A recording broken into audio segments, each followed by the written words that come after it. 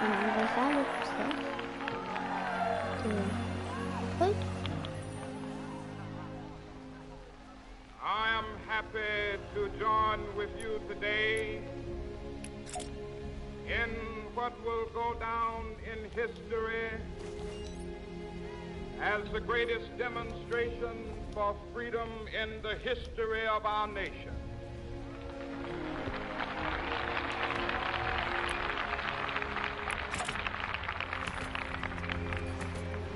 Five score years ago,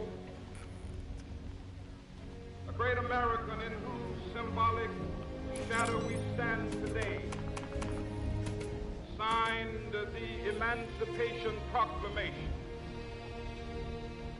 This momentous decree came as a great beacon light of hope to millions of Negro slaves who had been seared in the flames of withering injustice. It came as a joyous daybreak to end the long night of their captivity. But 100 years later, the Negro still is not free. 100 years later, the life of the Negro is still sadly crippled by the manacles of segregation and the chains of discrimination. 100 years later, Negro lives on a lonely island of poverty in the midst of a vast ocean of material prosperity. 100 years later, the Negro is still languished in the corners of American society, finds himself in exile in his own land.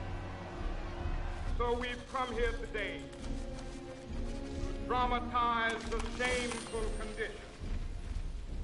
In a sense, we've come to our nation's capital to cash a check. When the architects of our republic wrote the magnificent words of the Constitution and the Declaration of Independence, they were signing a promissory note to which every American was to fall heir. This note was a promise that all men, yes, black men as well as white men, would be guaranteed the unalienable rights of life, liberty, and the pursuit of happiness. It is obvious today that America has defaulted on this promissory note insofar as her citizens of color are concerned.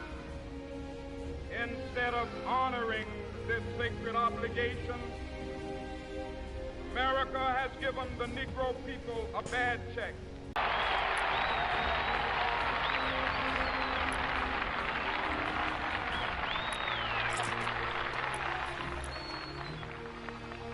But we refuse to believe that the Bank of Justice is bankrupt. We refuse to believe that there are insufficient funds in the great vaults of opportunity of this nation. So we've come to cash this check, a check that will give us upon demand the riches of freedom and the security of justice.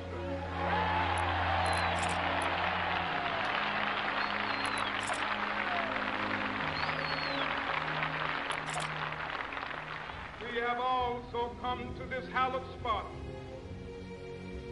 to remind America of the fierce urgency of now.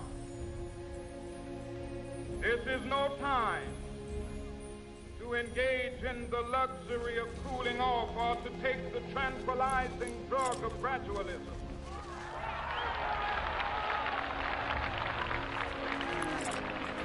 Now is the time to make real the promises of democracy.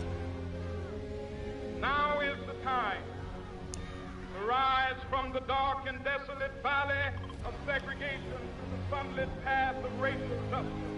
Now is the time to lift our nation solid rock of brotherhood, now is the time.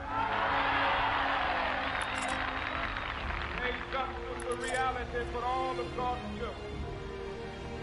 It would be fatal for the nation to overlook the urgency of the moment. This sweltering summit of the Negro's legitimate discontent will not pass until that is an invigorating autumn of freedom and equality. 1963 is not an end, but a beginning.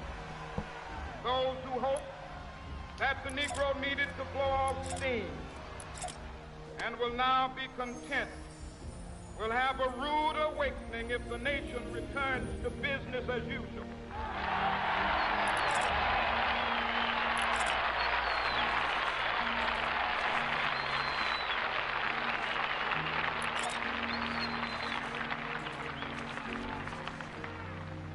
There will be neither rest nor tranquility in America till the Negro is granted his citizenship rights. The whirlwinds of revolt will continue to shake the foundations of our nation until the bright day of justice emerges.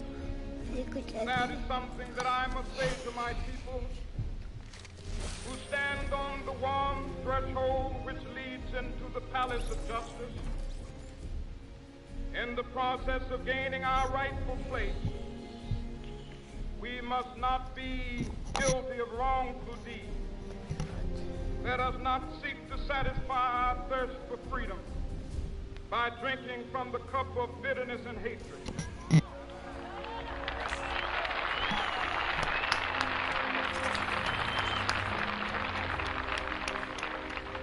We must forever conduct our struggle on the high plane of dignity and discipline. We must not allow our creative protests to degenerate into physical violence. Again and again, we must rise to the majestic heights of meeting physical force with soul force.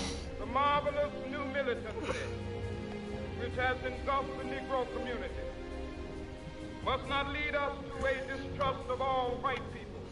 For many of our white brothers, as evidenced by their presence here today, have come to realize that their destiny is tied up with our destiny.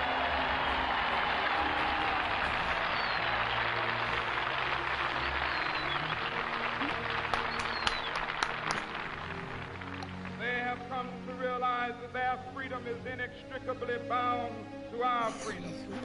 We cannot walk alone.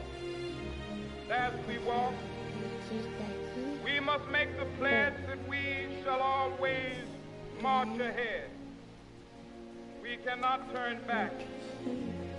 There are those who are asking the devotees of civil rights, when will you be satisfied? We can never be satisfied as long as the Negro is the victim of the unspeakable horrors of police brutality. We can never be satisfied as long as our body is heavy with the fatigue of travel, cannot gain lodging in the motels of the highways and the hotels of the city.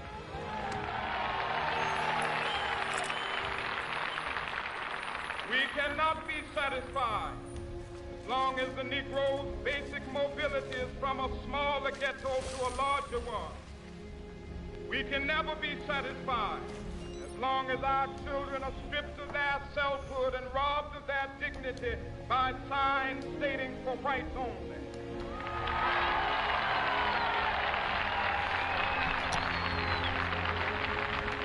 We cannot be satisfied as long as the Negro in Mississippi cannot vote and a Negro in New York believes he has nothing for which to vote.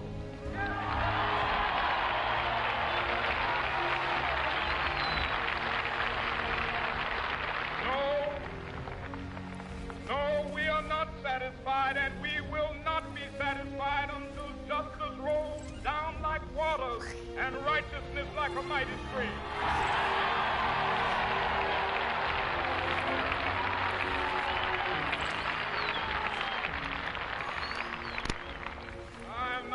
Unmindful that some of you have come here out of great trials and tribulations. Some of you have come fresh from narrow jail cells. Some of you have come from areas where your quest for freedom left you battered by the storms of persecution, staggered by the winds of police brutality. You have been the veterans of creative suffering. Continue to work with the faith. Allô? Et c'est la fin.